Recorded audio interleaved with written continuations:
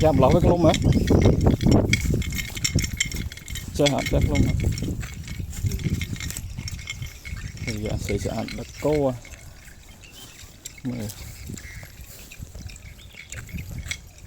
Cho hỏi tăng không?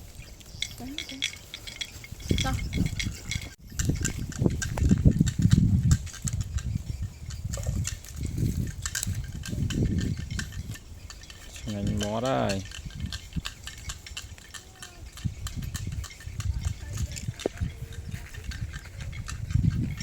Phá là ní.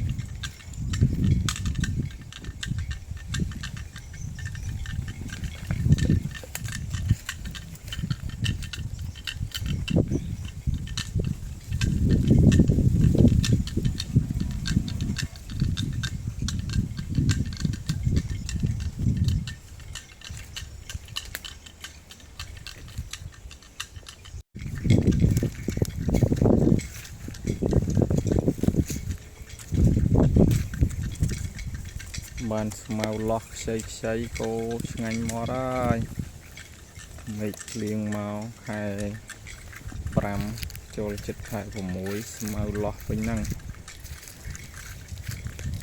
Bây giờ lúc mê bạn nó không gì.